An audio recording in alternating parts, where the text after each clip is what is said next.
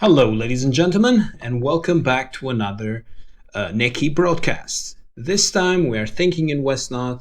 However, we are only thinking. We are not playing at the same time.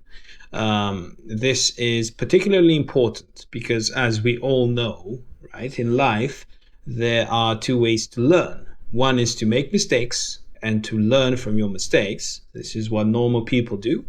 And the other way is to watch or observe other people making mistakes and learn from their mistakes.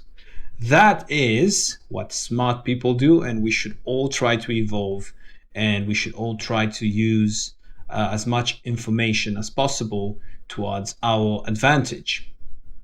Now, this is a tournament game, and the tournament is organized by Renum. I believe it's the right way to pronounce his nickname.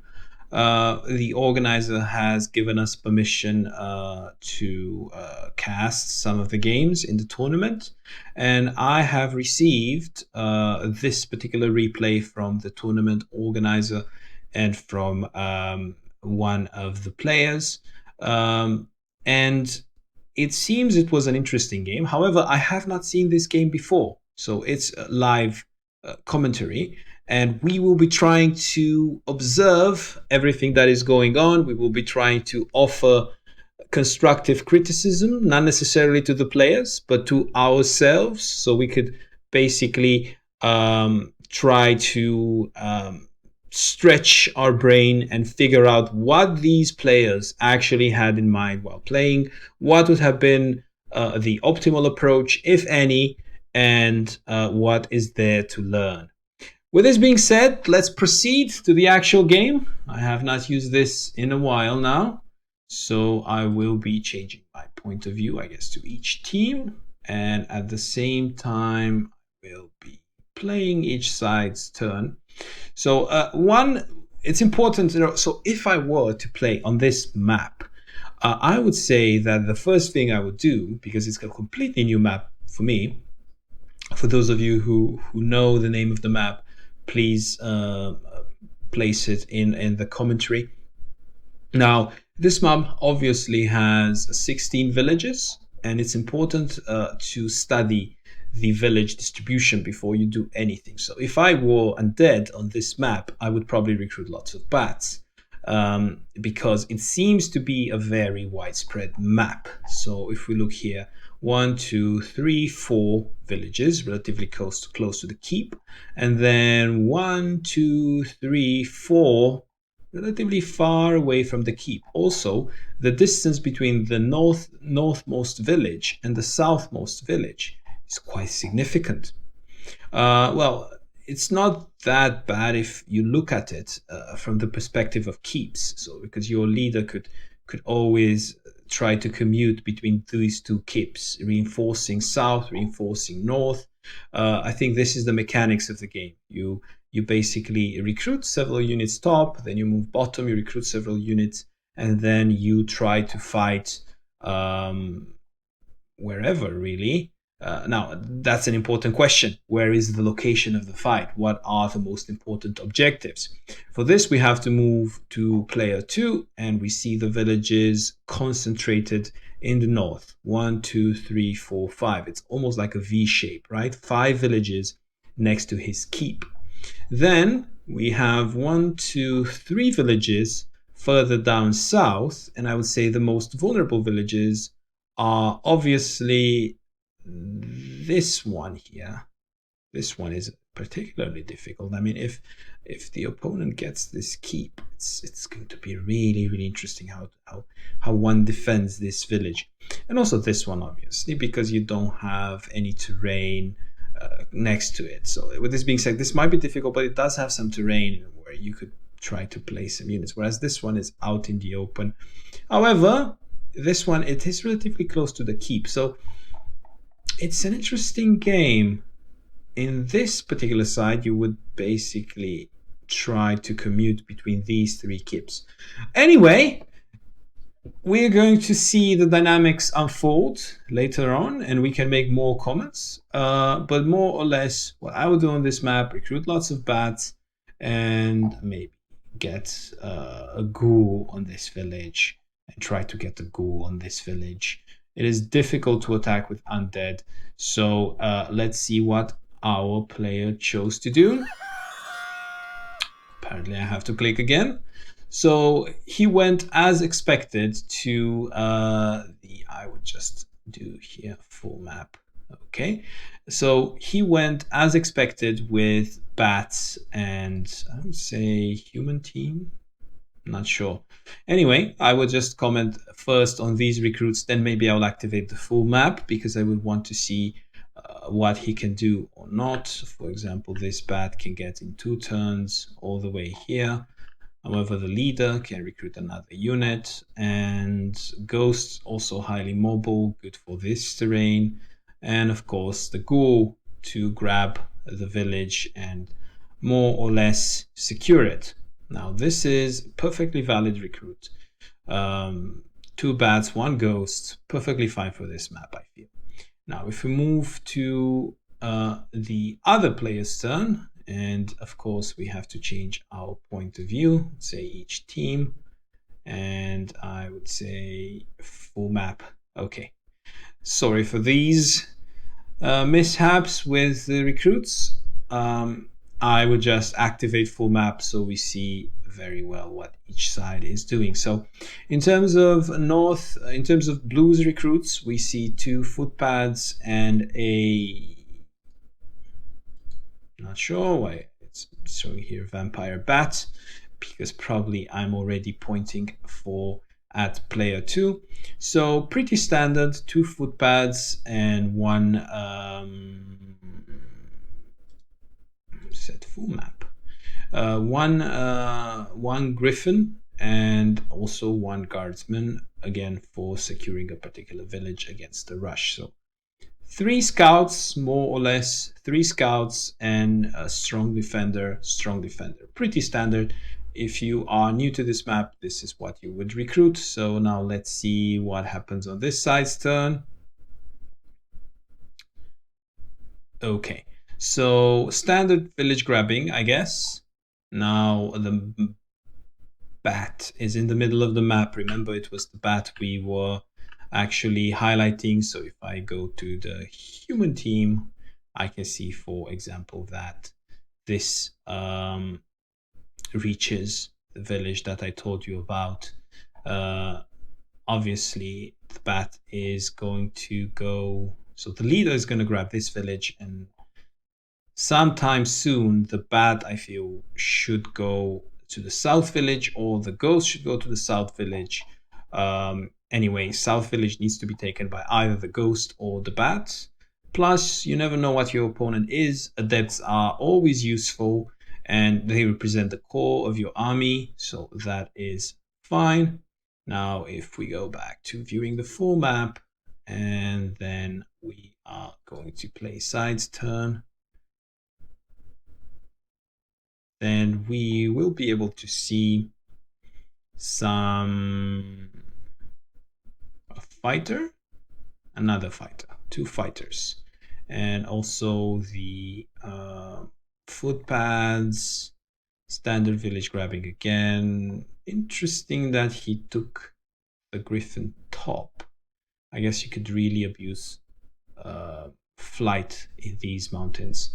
And as you can see, the ghost also going top. Let's see what's going on now.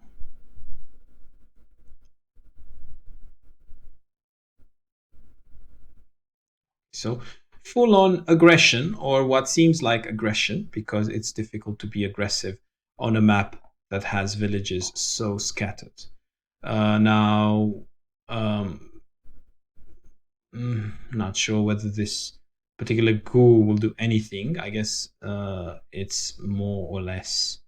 Of course, you have to be aggressive at night with undead in order to at least show your opponent that you mean business. By this time, I expect at least blue will figure out. They will both figure out what each of them are.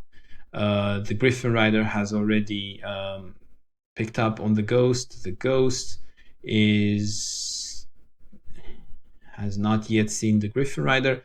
Probably when red player is going to see dwarf, he's going to be like, oh my god, I am in serious trouble. Why serious trouble? As we know, footpads are excellent at countering skeletons, and he has just recruited a skeleton. I'm not sure about the attack type on this era. It's impact, right? So it is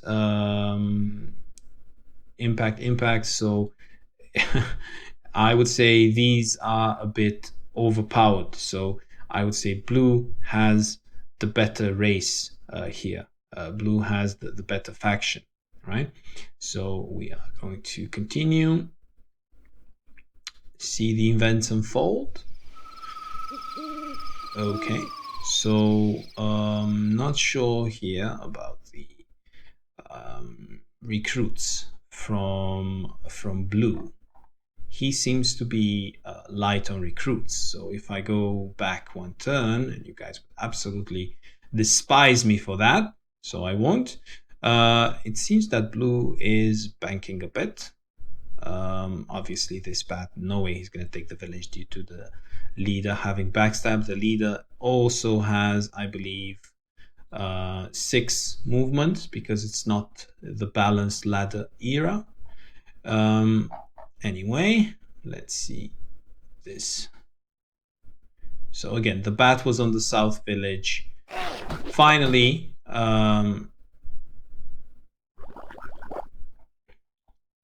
some blood being spilt. In terms of what red is doing, he is trying to send a string of units south because, surprisingly, this village hasn't been grabbed. That's why I was a bit weird, because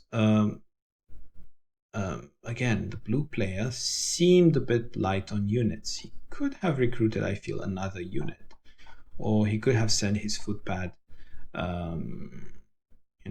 bit.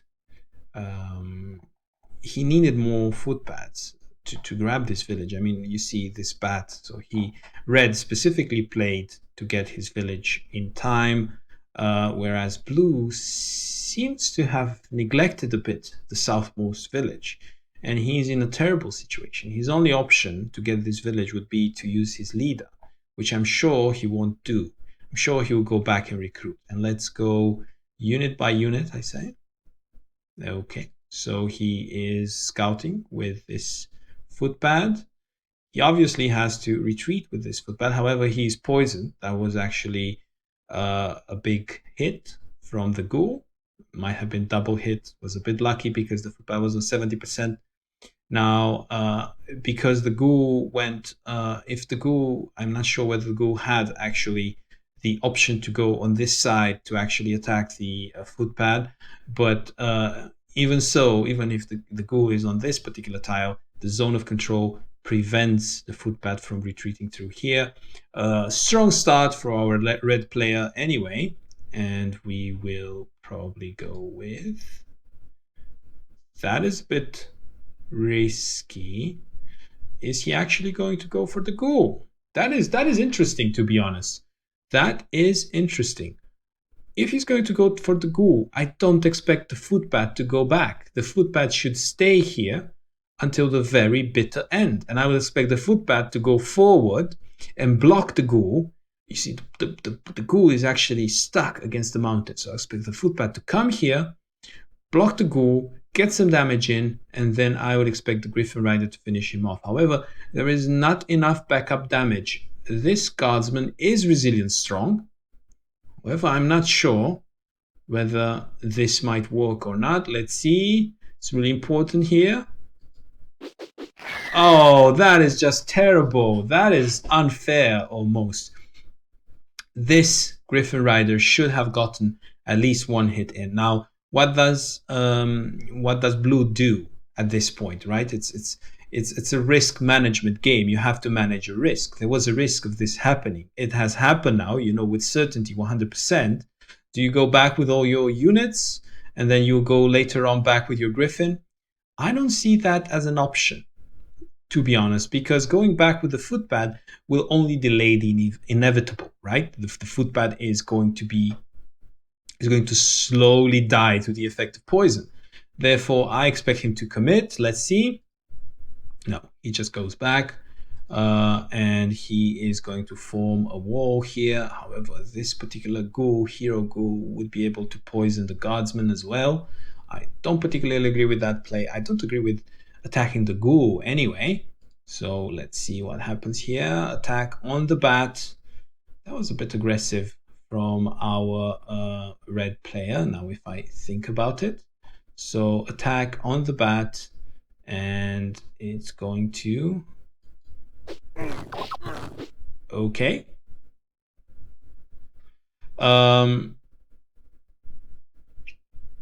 So you see, even if, let's say, this village appears to be neglected, as I said in the beginning, having one bat on the village is good enough, I feel. He should definitely go and take this village, because this particular fighter is not quick. Therefore, the fighter can't reach the village. Therefore, the bat will have a high chance of surviving. And plus the ghost can help him a little bit. So yeah, this village, I feel, would play a really important role in the economy of this game, and we should see it later on. So now let's say move by move what our red player is doing. So he's going for the guardsman. Absolutely logical. This is what I would do myself. There are currently 2 poisoned units. Why not make it 3? There's a lot of health on this ghoul. So he did get some return damage, however, not that important, I feel. Unless, and there's a big unless here. You see this leader, right? This leader is kind of in the middle keep now, recruiting 1 unit, kind of middle of the road solution. Does he go top? Does he go bottom? Also, what does he recruit? Because he can't really recruit a ghost. Ghost would be perfect here, considering the amount of poisoned units, right? Unless blue now says, okay, I have a bunch of poisoned units, I might as well commit them all. So this griffin, although it's slowly dying, he will come and finish off the ghoul. And then if the red leader goes back to this keep, he will be far away from the fight top. So there are some interesting options. The fact that there are 3 poison units, it does look very nice for red player, but it's not necessarily the end of the world if the red player does not reinforce. So blue player can still come back from this, I feel. However, taking the footpad back, I don't agree with this, because now, even if he commits, this footpad did absolutely nothing last turn. He could have dealt some damage to the ghoul. Anyway, let's move forward with the with red's attack. That was painful. 3 out of 3. I just can't. I honestly, if I was blue, I would be extremely upset at this point. Now the leader does go top because he sees things are going fine top, and I'm going to probably recruit another ghost. Sorry, he did not have the gold for ghost, so he recruits a bat. Why? Because he wants to maybe get these villages, especially this village is very difficult to defend. So he does need to reinforce. He does need to be quick to take advantage of the space created by this poison. So I fully agree with his decision. Perfect decision to get this village. And now ghost at night. That's pretty scary, especially versus 30%. So he is also going towards the Ulfsirker, because Ulfsirkers melt to ghosts, especially at night. Now, I don't agree with this placement. There was no reason for the ghost to be right next to the village. What's the point of the ghost being next to the village? I personally don't agree. I mean, sure, maybe he wants a more aggressive position, but next to the village, sure, he wants to capture the forest. But forest is only good for the footpad. I don't understand. Let's see what he's doing here. He is probably trying to reduce the mobility of this fighter. He's gonna go for it. 1 out of 2, pretty standard. And ghost is going to come in. At least a range attack. Okay. Now, blue is a bit too defensive. Once you get poisoned, and especially, okay, if you get poisoned with the griffin, right, you need 1 turn to go back and heal. That's fine, but this footpad, 2 turns, so much damage. This guardsman, 2 turns, so much damage. It just feels a bit wasteful not to use your units and just do the walk of shame back to your base while your health is slowly but seriously dropping. Now, let's see what happens here. Okay, so he can go for the ghost or for the adept. If I would bet on this, my money would be on the adept. Okay, and now I see the motivation for that ghost. So things are not as they seem most of the time. So the motivation for the ghost placement was to prevent this fighter from reaching the adept. Adepts, as you know, melt to melee attacks. So there you go. The answer to our self-made riddle is basically protect the adept. And yes, of course, the adept is the most vulnerable target. But however, this ghost is basically locked here in place now. Oh, 1 more hit, and that adept would have been toast, as Americans say. Now, this is tricky, right? Because this adept can live to fight another day. I would say, use the adept, deal the damage, and then don't care about what happens to the adept. This is what I would say to red player if I was able to provide him with advice. However, imagine 1 extra footpad would have been absolutely brilliant. Footpads versus other ranged scouts, any other scouts really. Footpads always win. So it seems such a waste. That is a mistake that I feel might cost blue dearly. But let's move on. We never know. The game is not played yet, at least not for me. Not for us. We don't know exactly what happened. So there you go.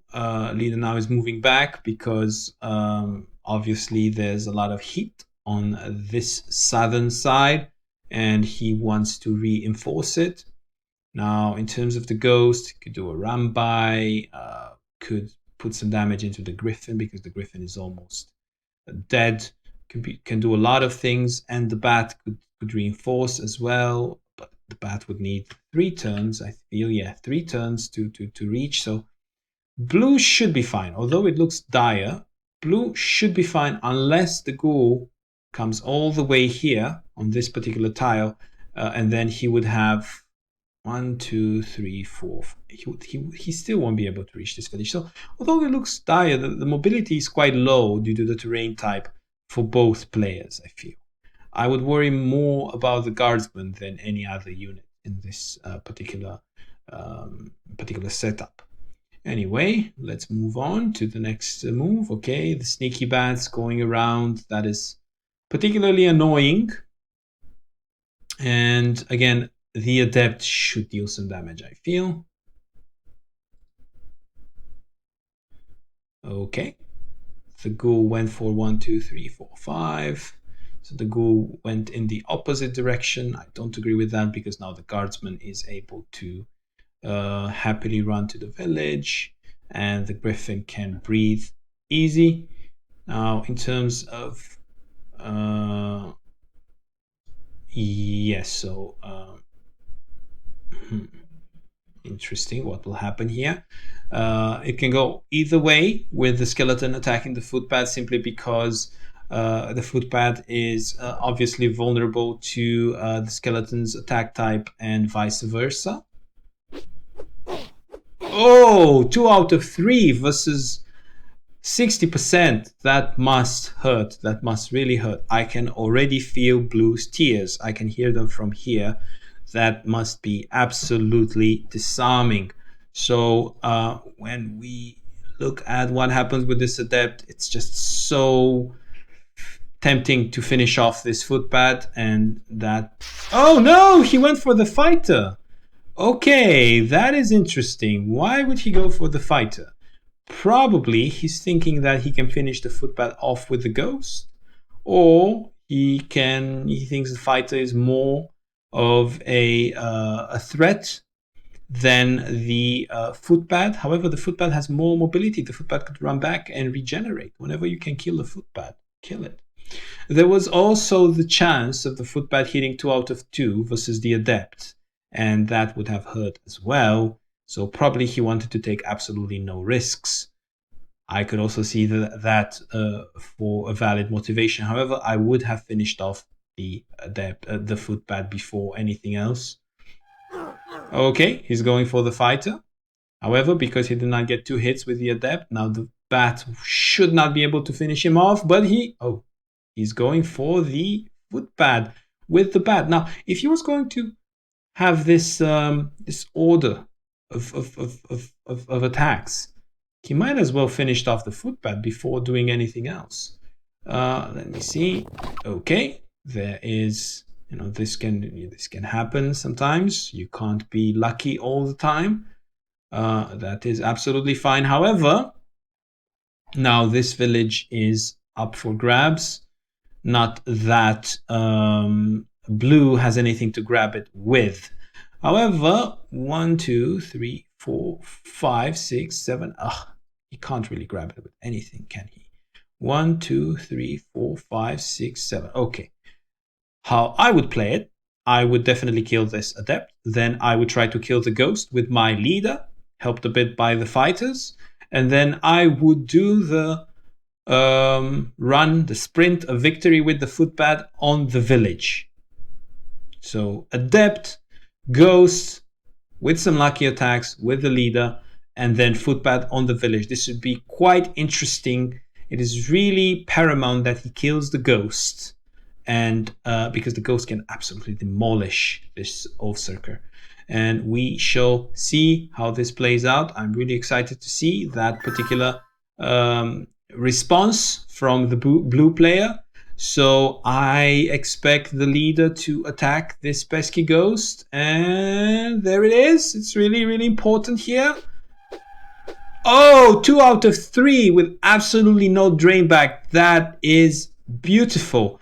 Now, that's what he wanted. That's what blue wanted. Now, there is, however, the question of what unit does blue use to finish off the ghost? I would say strong fighter, because I'm not sure about the Oathsirker. Oathsirker can't even reach, so strong fighter, that's the only way. And also this particular fighter is going to die anyway. Might as well use him to finish off the adept and then clear the way for the footpad to go back to the village, or aggressively attack the skeleton. However, the damage, the low damage value is not worth. I feel getting back the village would be oh so much more important. Let's see what happens now.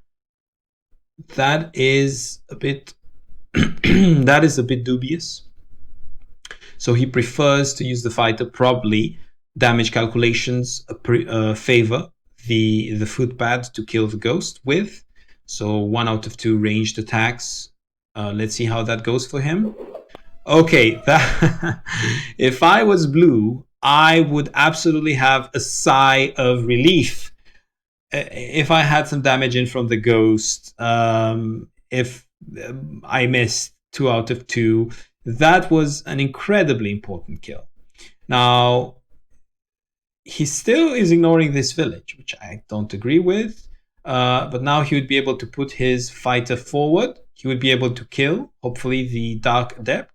And then he would be able to retreat with his Dwarvish fighter. However, again, this Dwarvish fighter is... He should kill the Adept and then use the other Dwarvish fighter to kill the bat or get some damage into the bat. I feel that this guy cannot be saved. Or even if he could save this particular soldier, it would take long time. He would need to go 1 turn, 2nd turn. The healing process should slowly start. It would be just a nightmare. Anyway, let's see what our blue player actually did. So he's going for the Adept, I assume, or for the bat. He's going for the bat. That is absolutely painful. Missing 2 out of 2 versus the bat, and now he will use the other fighter to finish off the adept. The order is also important. You should take into account the fact that you might miss 3 out of 3. So therefore, you go first for the adept. It's the most important target. And then you see what you're going to do. If the adept survives, then use the second fighter on the adept rather than going for the most difficult target to kill first. So there it is. The adept is dead. And now, without the ghost, the Dwarvish Oathsucker can absolutely shine, hopefully. Although this skeleton also deals a lot of damage. Anyway, let's not forget about north. I expect some movement of troops in the north. I don't particularly agree with this play. No, it's actually fine. It's actually better than I had in mind. So he's going to place the guardsman on the top village, and he's going to say, whatever you're going to do top, I don't really care. You can't really kill my guardsman. It will take you a very, very long time. And I will put my mobile units in the middle. Because why? The mobile units can help south, can help reinforce north. So it's good to have the slowest units at extremities and the faster units in the middle. So the faster units can roam bottom or top as required. However, these units have been withered down by poison, therefore I don't expect them to have that much of an impact in the fight below. However, day is coming, so the low hit points that they have might just prove enough. So with this being said, actually he is placing the footpad top. Why? Because I think footpad was, so this unit in the middle would have been the target of 2 units, right? So as you can see, the ghoul can't reach the footpad top. So due to this unit placement from red player, blue player is kind of forced to place the sturdiest unit in the middle village. So slight readjustment there. It's to be understood. Dawn. We are at dawn, ladies and gentlemen, and it's really interesting to see. Never mind what I said. Apparently, the ghoul can reach the footpad anyway. So from this perspective, I would say footpad would have been better in the middle, because having his units in the middle meant that they are more reachable. Whereas having 2 units far north, it means these units can grab villages and stay there for ages until the troops come back to clear the villages. I can already see how this would become a problem. It's really key. I can't even stress enough. If this footpad dies this turn, it's game over for blue, at least in my understanding of the game. Why? Because he would use a village, not just any village, a village which is incredibly far away from his leader. There's no way he will be able to reinforce in time. So if I was blue, I would be praying. And if blue is not praying, he should. So let's see, 1 out of 3. And now the ghost to finish off. Will the ghost finish off the footpad? And ladies and gentlemen, that was an absolutely morale shattering move. I don't see how blue can crawl back into this game, but let's not speak too soon. Let's see how actually the game unfolds. And we have the bat doing what it's best known for. It's going around. The other bats should cause a lot of trouble as well. Yes, so bats running everywhere, trying to pillage villages. At this point, red, also with dawn just around the corner, red should not be interested in any fights at all. He could even ignore these units completely, which he's not doing, because there are some low hit point units which can easily be finished off, but he could just ignore, retreat his units, reinforce for night, wait for night, and just do these pesky bat and ghost run-bys. Now, in terms of what happened with that footpad, you see, that's the problem. You go for the footpad. The footpad is on 60%. You did have quite a good hit rate before. You grow overconfident, and then the random number generator. It's a risk. why take this risk? That can always happen, right? You're just increasing your chances to win. You're never sure of the fact that you will win. So why take this risk, unnecessary risk? Day is about to come. Your units are close to useless. Why take this risk? Just go for the fighter. The fighter has 30% defense. Finish off the fighter. It's much more important to make sure you get one kill. One kill, one sure kill is better than two kind of not so sure kills, kind of, probable kills. One sure kill is always better, especially given the situation where red can absolutely go crazy and pillage all these blue villages. It's I personally wouldn't have taken the risk. He's not taking the risk with the fighter either, but I feel this skeleton shouldn't have taken the risk as well.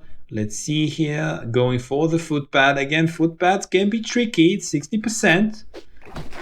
Okay, 1 out of 3. This footpad doesn't really care. He's poisoned though. He can go back, or he could be the finishing unit in a kill, therefore pushing him towards the edge of level up. So again, I don't particularly agree with these two units, but I am sure red feels it doesn't matter anymore because he has free reign, or at least it feels at this point that he has free reign on the blue villages. Now let's see what happens here. Obviously going for the skeleton, trying to deal as much damage as possible during dawn and then during the day. Okay, that was one strong attack. Now I would use I would say even my Ulfsirker, not sure. I would use my other healthy fighter on this one and then finish off with the footpads somehow, some way. Maybe use, okay, this is really important, right?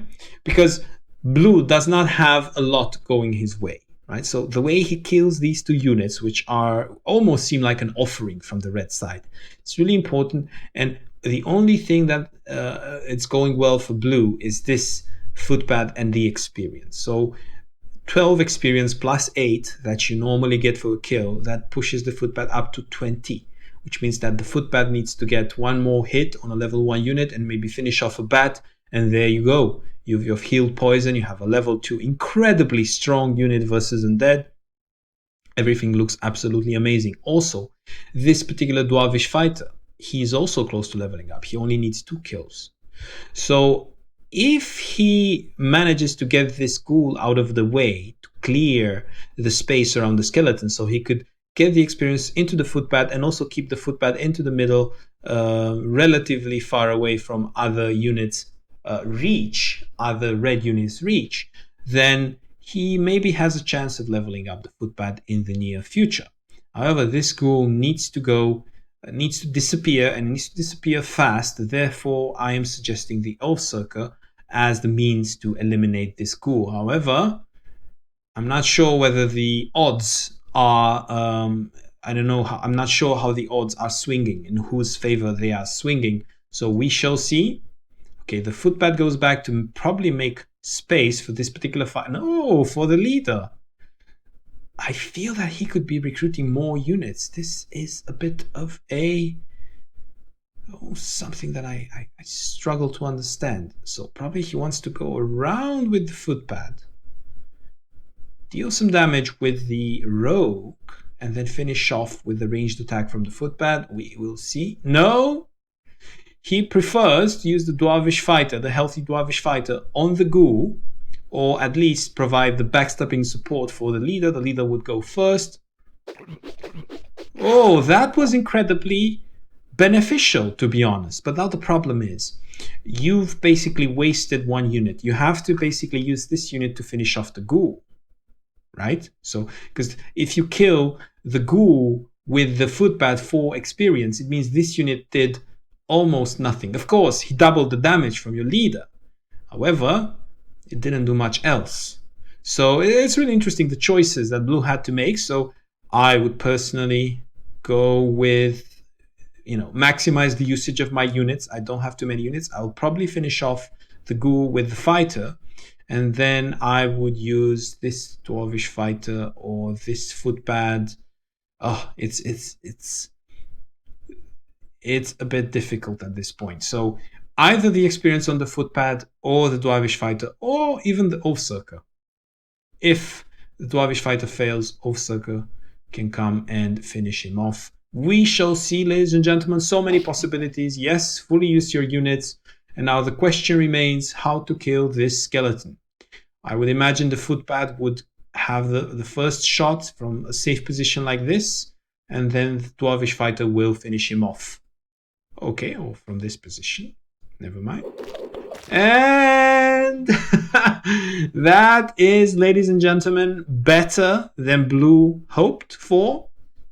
I would have expected 1 out of 2 and dwarvish fighter to finish off the skeleton with return damage. However, things are smiling a bit for the gods are smiling for the blue player at this moment, and he has the chance to level up with a 1 hit point footpad. This is scary, to be honest. So I would basically heal up my fighter, put my Oathsirker in reach of this village, or I don't know, even push it forward. It's quite difficult because the bat is right here trying to pillage the village. I'm not even sure blue notices. He must know there's a bat around. Anyway, the problem is, however, how to address the north, and without units, with your leader just dancing around, it's quite difficult to reinforce north. There he is. He sees the bat, and he is going to leave this fighter in the middle of nowhere so the fighter could cover both villages. I fully understand this particular... Oh, and also he's saying, look, eventually I am actually going to grab this village with a fighter, because for you to reinforce, it will take you a long time, and by that time, my strong resilient fighter would have enough hit points to basically...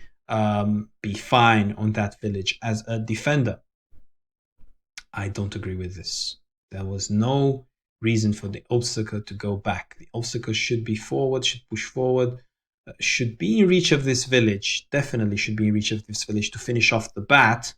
However, the Oathsirker should be somewhere central, in reach of this village, so he can start going top and trying to do bits of damage there as well.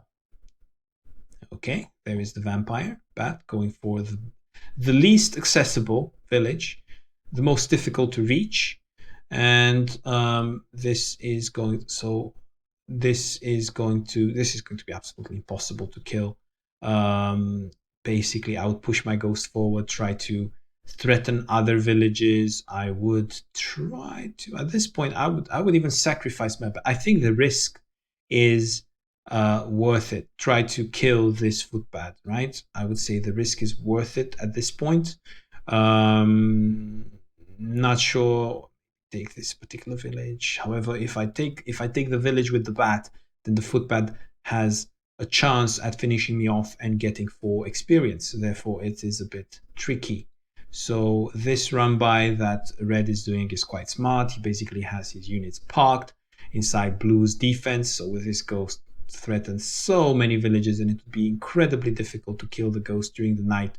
Oathsirkers, as you know, deal absolutely no damage. They basically feed the ghost rather than dealing damage to it. And there you go. He said, I am already ahead. I already have a significant village advantage.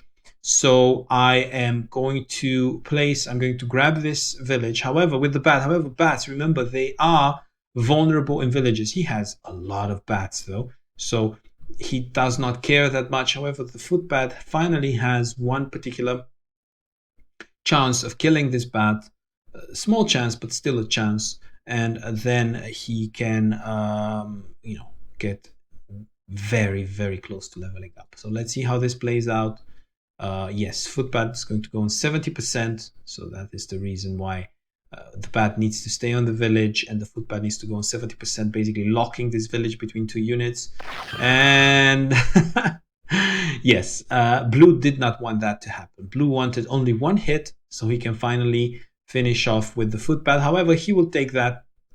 It's better than the bat surviving, I guess. So he will take that with the footpad, and obviously the footpad will be exposed. But at the same time, if the ghost and the bat converge towards the footpath, they will themselves be in a difficult position. However, there are 3 units attacking that village. I'm really curious how blue will play it out. So yes, finally this village being taken by a strong unit, which will need a lot of time to regen. However, he does not seem to be bothered about that. Then this particular fighter is going on a mission to pillage enemy villages. However, that is a bit sad because it only has 4 movement points. But another 4 movement point fighter is coming to back him up. That is a bit of a, let's say, a snail running competition. It's incredibly sad to see. But blue did not have any other choice, I guess. Of course, leader can't afford the luxury of going back. Going on a village to heal. The leader absolutely must recruit, and it must make sure it reaches the keep, so he can actually recruit 48 gold or more of units. It's really crucial that the keeps are not blocked by these pesky bats and ghosts. Now, in terms of the footpath, does he want the extra village and the risk that comes with it? And I think he should take the risk. He's in a dire situation. Or does he play it safe? He takes something like this village, heals up, waits for a kill to basically upgrade later on. Now, he goes for the semi-safe play because now the ghost can reach him. Oh, just the ghost. So he goes for the, I would say, goes for the safe play, but at the same time, this would have been safer if you think about it. However, this village would have been safer. However, I'm not sure. I mean, the ghost has 3 hits on the footpath, whereas the bat had 2 hits. I'm guessing he wants to lure the ghost away from this village into the center, so he could later kill the ghost, or maybe just be a slight misplay in the heat of the action. You never take the best decisions when you are under pressure. Therefore, you should always try to ignore fear. You should always try to basically make decisions with your brain and with the amount of information that you extract from your environment and your opponent. Now, this is a standard attack with ghosts and adepts versus dwarf. There you go, the bat on 60% village. That would be, again, a difficult target to kill, even if it's still afternoon. However, we both know it's still afternoon, actually. I think dwarf will get one more cycle, one more day cycle, and I think he should be able to kill using this Osaka. He should be able to kill the bat. However, this ghost is dangerously close to the Osaka, and I'm not sure what this bat is doing. Yes, taking the village. Why not? At this point, might as well take it. This ghost is basically increasing its experience slowly but surely. And finally, the Osaka has decided to go for the bat. Probably the odds are in its favor simply because it's day. However, the bat does have train, so I expect the bat to lose. However, I do expect the bat to deal a significant amount of damage to the Osaka. Let's see what's going on. Yes, so not that significant, 10 damage. That's a decent amount of damage. However, the ghost can simply go on the village and finish off the Osaka, which is absolutely sad. Unless this Griffin Rider grabs the water village, which I think it should do. And there come the footpaths. I don't agree. One more footpath. No? Okay. Now, there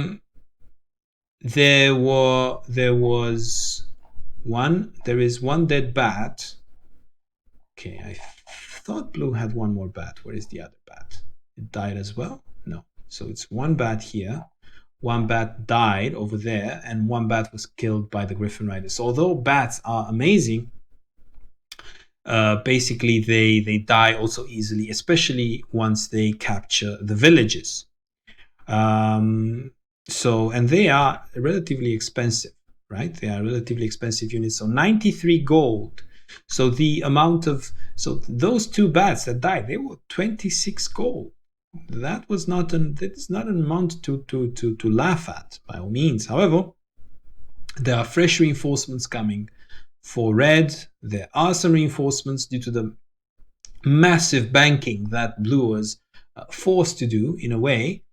And you see this particular fighter did absolutely nothing. That was I would say that was a mistake, pushing these fighters forward. However, he needed something to see, obviously, to scout the enemies coming. However, it's a bit unfortunate.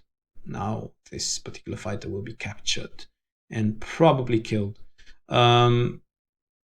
It's very difficult to be mobile with dwarves. That was a mistake, I would feel. No reason to push those fighters forward. Keep them close to the village. Keep them close to the bats. You have bats everywhere.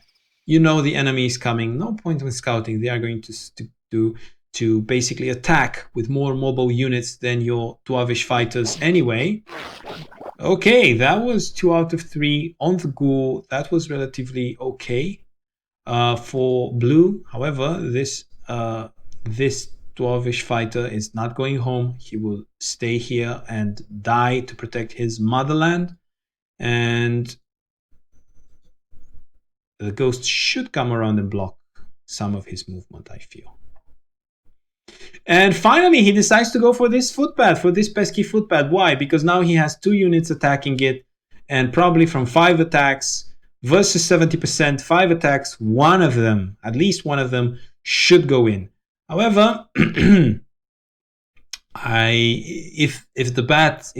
he goes first with the bat, why? Because if the bat kills the footpad, then the ghost could maybe kill the Osaka, right? So he's gonna go for it, and that is some ray of hope for our blue player. So he evaded both attacks, and at the same time he dealt a helpful amount of damage into the bat. However, throughout all this, we must not forget this village is going to absolutely hurt on the long run. So we have to keep an eye on the village, keep it in the back of our minds. Red is in an absolute amazing position. He can keep pressing the issue. He can just keep recruiting ghosts at this point, I feel. Ghosts and adepts, which is what he's doing anyway. And he's not going for the Osaka. He's going for the footpad. He has 3 chances. If he misses, that would be absolutely huge. I wouldn't expect him to miss. Obviously, probabilistically, he should get the kill. So let's see what happens. Oh my god! This is unbelievable. So he missed 3 out of 3. This is absolutely unbelievable. So 5 attacks versus 70%. I would personally have taken the risk. However, I would have gone for the Osaka if I had good, let's say, good odds versus the Osaka. I would have gone for it. I'm not sure about this because versus 70%, you never know. You are in absolute terrible situations like this, and now the footpad can level up and cause a lot of trouble. A footpad with his mobility and his ranged attacks versus skeletons and even ghosts can cause tremendous amounts of problems. So red still has a hefty advantage, but this heroic footpad might delay things a bit. So let's see what happens here. We have the ghost reducing the mobility of the fighter and the attack, and this is going to be fun. I agree with Elder One. It is going to be fun, and you see the fighter is trying to run for his life. However, even the adept is faster than the fighter, so I don't think there's any running back. This particular fighter is going to go on the village, and this particular fighter is going to stay on the village, regenerating. However, now there are 2 questions that blue needs to answer now. How do I kill the bat? No, 3 questions. How do I kill the bat? How do I kill the ghosts? How do I kill the ghost? And how do I level my footpad? So it's really difficult to manage experience at this point. I would say this footpad should get 1 hit on the bat, and then this footpad finish him off.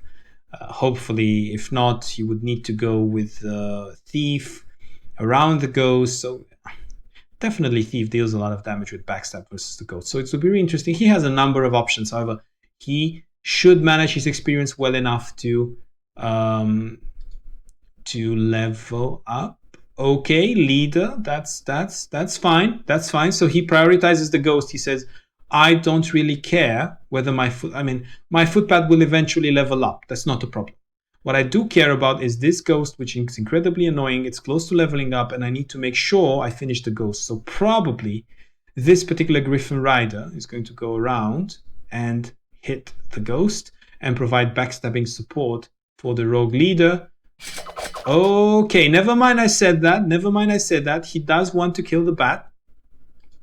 And he simply wants to take advantage of the 70% and of the healing. So he wants to make sure he uses his leader. That's fair enough. Those were good hits. Also, he wanted to make sure he does not kill the bat, so he gives a chance to the footpad to kill the bat. However, I just feel footpads are so much well suited to kill ghosts. Let's see. This is really important. Will he level this unit now? Or will the bad leave to fight another day? That is absolutely incredible. So blue did have his fair share of bad luck. He actually did in the beginning. But this footpad was one lucky soldier. He managed to get his hits whenever he needed them most. So with this being said, with the leader's backstab gone, it would be difficult to kill the ghost now. Perhaps these two backstabbers, so one backstabber on the forest and the griffin around the ghost, and then the Oathsucker to finish off the ghost. Okay, 60% thief. Not really agree with that. Could have been 70%. Yeah, but with this, in this way, it's more elegant. So the thieves are basically offering backstabbing support to each other, whereas the problem is the Oathsucker can't really come now and finish off the ghost. This is what I'm worried about. But if he gets his hits in, I guess he doesn't. Yeah, you see, that's the problem. Oathsucker can't really get the ghost, and now the ghost has a tiny little chance of killing something and leveling up. I'm sure this would not happen. However, I feel that letting the Oathsucker hit the ghost once would have been actually a good idea. The Oathsucker is going south. Why? Because there are adepts coming and he thinks he can help there, obviously. Now, going for the ghost while it's still dusk, when the ghost doesn't have the bonus. And 2 out of 2. Now, this Griffin has also been very lucky, to be honest. He killed the bat, 2 out of 2. He killed the ghost, 2 out of 2. This is Robin Griffin, to be honest. It's a very accurate Griffin. That's fine. However, I still feel to properly manage the risk of the ghost, he should have given himself the chance to hit the ghost with the Oathsucker. Anyway, all is well when it ends well. So who am I to say anything given the current situation of the dwarf? Everything looks absolutely superb in terms of kills and experience management for the dwarf. But at the same time, this particular village top is going to be incredibly difficult to take back. I don't think the ghoul should be on this mountain. The ghoul should be back on the village. This is how I feel that this positioning should be played out. Now, in terms of the front line, he did try to muster up a front line here with, closing the gap. However, this particular fighter is dead, and if I were undead, I would go for it. I absolutely need to finish off this fighter. I wouldn't want him to heal up and come to fight another day. So poison, adepts, and probably ghosts.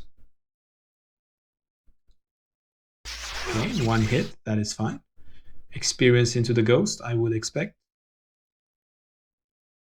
Okay, experience into the ghost. It's always a good choice in terms of experience. However, now, look, there was no reason for this footpad to be here. The dwarvish fighter would have died anyway. But now this particular footpad is exposed to poison. However, this ghoul is low on hit points, so I'm not sure whether he will attack or not. Apparently not. He's just protecting his adept. Now the leader is going to recruit anything, and go back on the village. That is desperate need for hit points. More fighters, why not? Now we're going to see the power of this particular unit. 11-2, 7-3. He has 7-3. I would personally, I mean, I would personally attack the. It's always good to attack the adept. I would personally go for the adept, and I would surround the ghosts. I mean, these units are absolute food. So I would go with the fighter, attack with the adept. I would go with the outlaw, attack the adept. I would go with the footpad, attack the walking corpse. Walking corpse is actually quite dangerous. And I would go with the other footpad, attack the walking corpse or the ghoul. Not sure, but definitely the adept needs to be prioritized. The adept is the one dealing the damage, and the adept is the only unit that can straight up kill this level 2 outlaw. Adept needs to be attacked. I'm not very sure now. Okay, the footpad can go around and hit the adept. Okay, 3 units, go for the adept, finish him off. There it is, 1 hit. Oh, I didn't even see the griffin. Oh, incredible, ladies and gentlemen. This griffin, I think for 3 turns, he has gotten 3 out of 3. It's absolutely impressive. 3 out of 3. Level 2. This must hurt. This must absolutely hurt. I mean, if I am red player at this point, I must be scratching my head. What did I do wrong? How come I am in this situation? However, this particular goal is the only unit keeping him in the game, keeping an income advantage that could later on result in an unstoppable advantage. Now, in terms of the dwarvish fighter, going for these walking corpses is absolute key, because the walking corpses, as we know, can recruit units on the battlefield for the enemy player, and it's really important to finish them off in the beginning, and also reduce the mobility. Now, next thing that should happen, this footpad should close the gap and kill the ghoul, and then I would say dwarf is in an absolute fabulous position. 120 gold. I think this particular ghoul would need to be stationed here for 7 or 8 turns before it pays off this gold difference. Let's see what will happen here.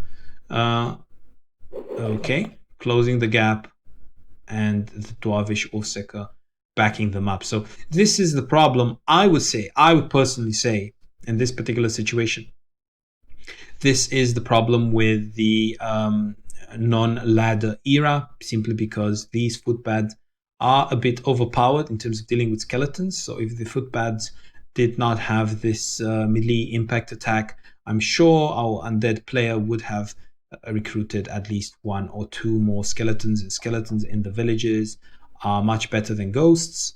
I feel that he should have stayed on the village with the ghost whenever he had the chance to do so, rather than take the villages with the bats. Anyway, we shall see what happens next. It's easy to talk now in hindsight.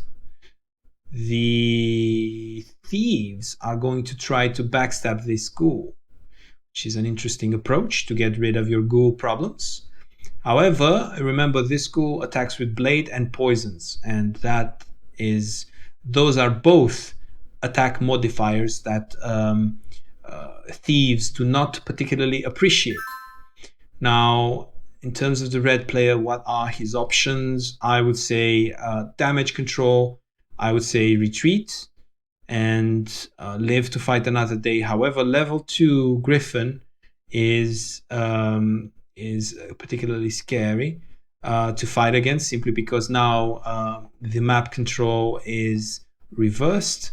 The Griffin has more map control than our undead player with his bats, and more ghouls coming simply due to the absolute, I would say, disgusting amount of footpads. Ghouls are the only way to somehow counter them. Skeletons would have been an option in the ladder era. That's why I would say it's important for the units and the game to be balanced.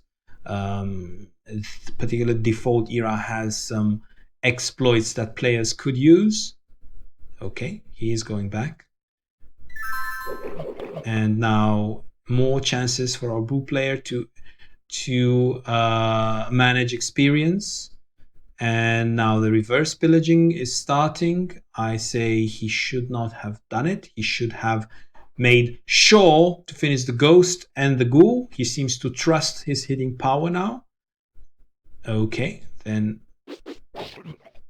he's going to use the Osaka to make sure he finishes the ghoul. And now he says, I have plenty of units to kill the ghost, therefore I'm not going to bother.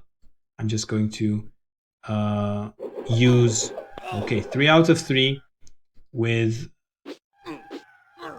okay, 3 out of 3, but 0 out of 3 with the fighter. So the ghost is actually in quite a decent position, to be honest. There you go, attack on the ghoul. This could backfire. This could backfire. You never know.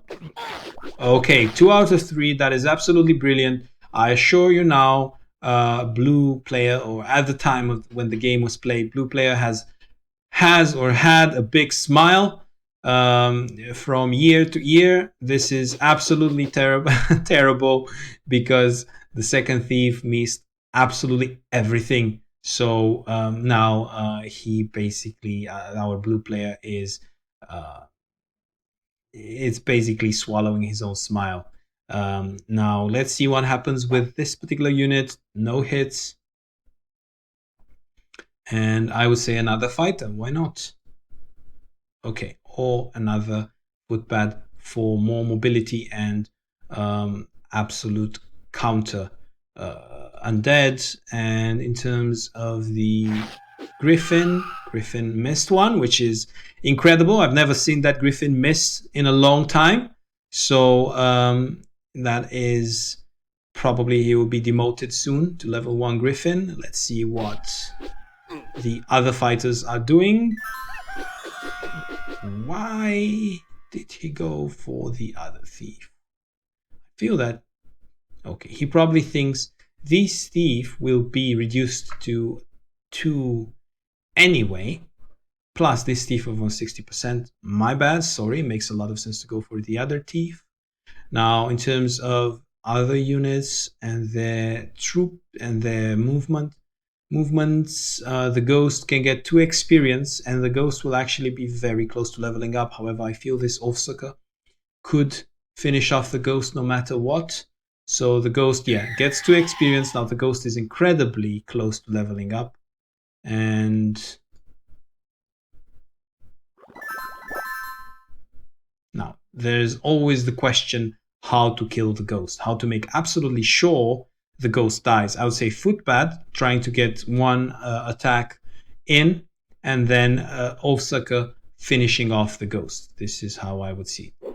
Okay, 1 attack in, and basically Osaka needs 1 particular hit, or 2 hits if the ghost drains some HP, but the Osaka should be more than well equipped to destroy the ghost. Let's see.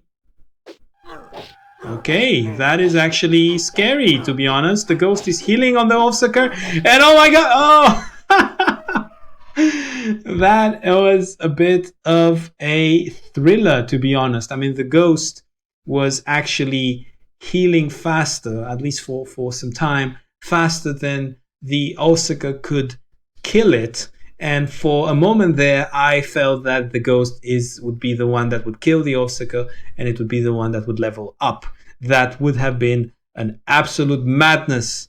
And that would have turned the tide of the game immediately, because a ghost, let's say a level 2 ghost, is absolutely impossible to kill. Okay, let's move on and see if there would be any such kind of thrillers in the game. 0 out of 3. Yeah, this can happen. This is the risk. And now, finally, this ghoul problem solved. 3 units. It was very expensive. 3 units had to come over there and deal with this ghoul.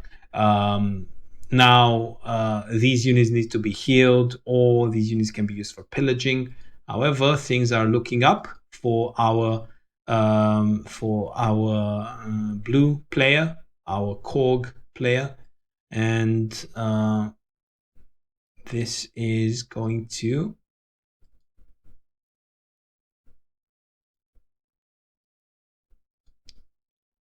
think we could speed up now, because I feel the game is almost over. So just random troop movements during the day. Not much what undead can do. He's trying to reinforce, desperately trying to reinforce north, which I don't blame him for. And it will be probably too late simply because there are too many. Now dwarf has mobile units which are level 1, which is absolutely incredible. They can deal with bats, they can get villages, and if you thought the ghoul was difficult to remove, think about a level 2 griffin when your leader is far away. How difficult would that be to remove? It would be absolutely painful to remove. Now just say play turn. So a red player now is going to try to slowly creep in. However, he has to pay attention that he doesn't get he doesn't get surrounded by these fast footpads, and he doesn't start a fight with these fighters, because these fighters are going to die slowly and they are going to deal a ton of damage to the adepts. This is a formation of pain. It is absolutely incredibly difficult to deal with that amount of fighters. Even if they are not very mobile, they will require a lot of time before you will be able to kill them all. And there is our level 2. Absolutely, that was a mistake from red player, to be honest. He should not have left that village uncovered. He should have gone for the village.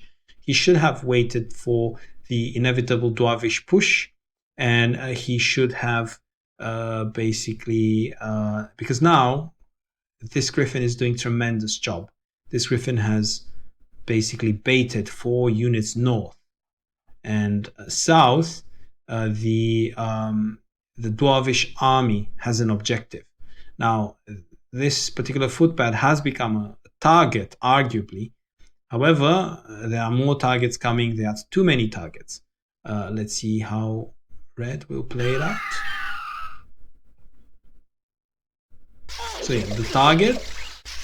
There you go. Target is dead. So from this perspective, it was not that bad. However, these fighters are unchecked, and they will slowly and surely advance, and there's nothing that the blue player can do. There you go, the power of the level 2 footpad. It is absolutely disastrous. Not a good idea to keep the village with the bat, and we will see what happens next. It's basically, I would feel that now it's a case of blue advancing and winning the game. That's why I don't specifically analyze every single movement. So I would say skirmishes left and right, not particularly important. Of course, poison is always handy. So there's no way he can fight versus these fighters, especially now when it's dawn, and especially with the oath coming. It's basically one oath attack, 1 kill on these adepts. He desperately needs ghosts. He desperately needs more ghouls, even more than that. However, if these dwarves station themselves in the villages, ghouls would be useless. He would need more adepts, which paradoxically they are very let's say vulnerable to these oathsuckers. So more oathsuckers for our blue player. This is what he should do. He is in the lead. He has 3 fighters, which is an excellent position to be in. Moving forward, he should be reinforcing with oathsuckers against the adepts, because adepts are the only ones that can kill these fighters. Maybe ghosts, but once the fighters get inside the villages, it's lights out for the that was a bold move from our blue player. I don't think he computes his moves that much at this point, because why? He doesn't care. Even if they go for this target, right? He has the Osaka. He always has this impeding danger. This is an incredibly intimidating factor at this point. So I would say no, play side's turn. That is, that was, say, relatively normal luck. Maybe he should have he should have poisoned this particular guardsman. Now you see where the oath is, everything goes back. He does not dare to face this oath. Now the Osaka, 3 of them, would be well equipped to. What is this leader doing? Top. He should be recruiting more griffins at this point and Offsuckers. The Offsucker, wherever the Offsucker is, units go back. So it's like drawing a line with your zone of control. Okay, incredible mobility there from the griffin. Again, it's day. Doesn't really matter what our Dwarvish player does.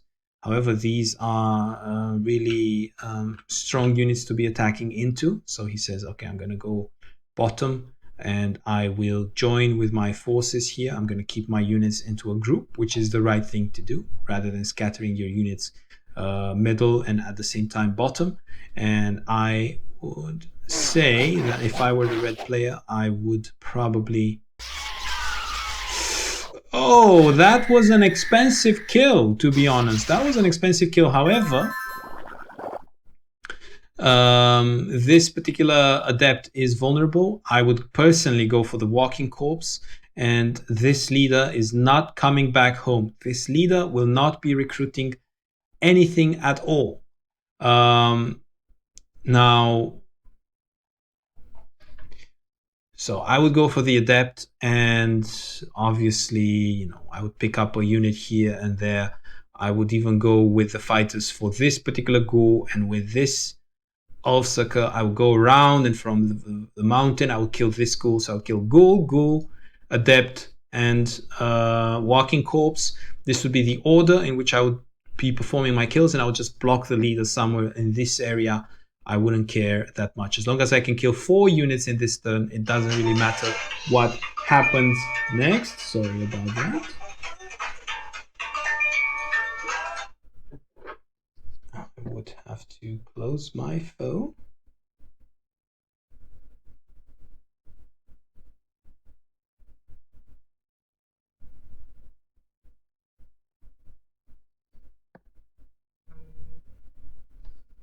Okay, sorry about that. So 4 units, that's really important. Let's see what happens here. Okay, he's going for the leader. He's not particularly patient.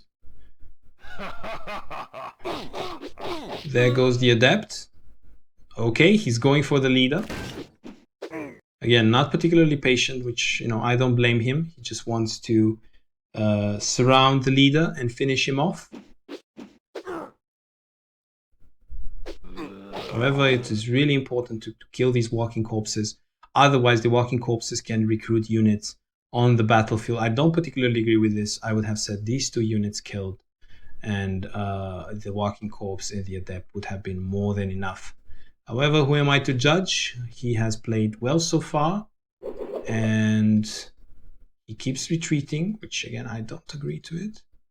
And he says, no, I'm not going to kill these ghouls and poison more of my units, and I'm going to actually go for the adepts, which is fine. It's also a valid strategy. However, I feel 4 kills at this point with his leader away from recruiting would have been the most efficient way to go about this.